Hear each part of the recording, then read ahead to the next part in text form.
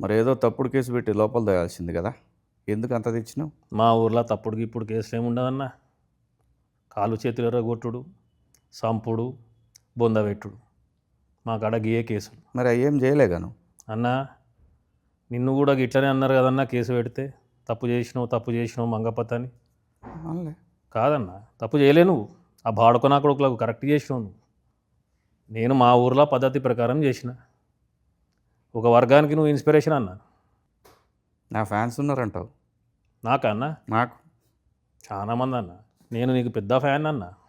ఉమ్. నువ్వు ఏడైతే బంద్ చేసినావో ఆడకెళ్ళి షురూ చేసిన నేను.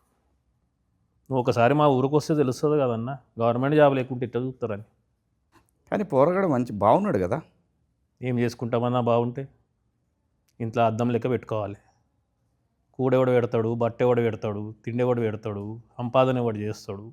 నాకా కాలువాలు, మన కాలుండి కూడా కుంటోడు అన్నాడు. ఉద్యోగం లేకపోతే కాలుండి కుంటోడు అవుతాడన్న. నా కూతురుని మంచిగా చూసుకునేటోడు కావాలన్న, అంతే. వినలే.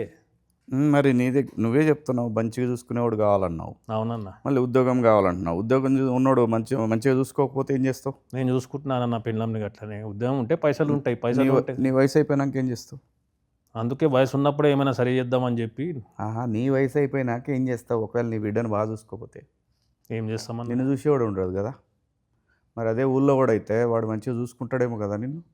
నీకు ఆ కాలు లేదు, పెళ్ళామా కొంచెం నీ కాలు చేయి పడిందంటే, ఇంకా రెండు చేతులు కూడా పడ్డాయి అంటే పెళ్ళాం కూడా నిన్ను బయట పెట్టుడే బొంద పెట్టుడే, రెండిట్లో ఏదో ఒకటి ఉంటుంది.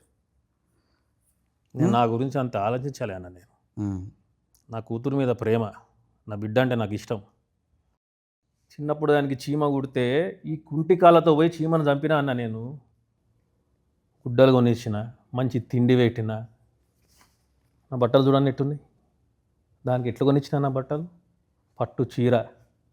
పక్కింట్లో మా ఇంట్లో టీవీ లేదని తొంగి టీవీ చూస్తుందని చెప్పి నా సగం ఆస్తి అమ్మి టీవీ కొన్నానన్న నేను. కలర్ టీవీని ఎట్లా మనము కొనుక్కుని రుద్ది క్లీన్ చేసి పెట్టుకుంటాం, దానికన్నా మంచిగా చూసుకున్నాను దాన్ని.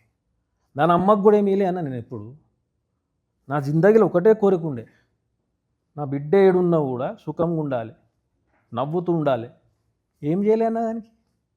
ఏం చేయలే చెప్పన్నా. మా ఊర్లో ఎవరైనా తీసుకురమ్మని చెప్పు, వెంకన్న ఆయన కూతురికి ఇది చేయలే అని అడగమను, అని చెప్పమను.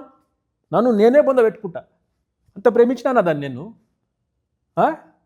ఏమి ఇవ్వలేదన్న దానికి. చదువు చెప్పలేదా, బట్టలు కొనియలేదా, తిండి పెట్టలేదా? అంత దగ్గర చూసుకుంటే వాడు ఎవడో గొట్టంగాడు వచ్చి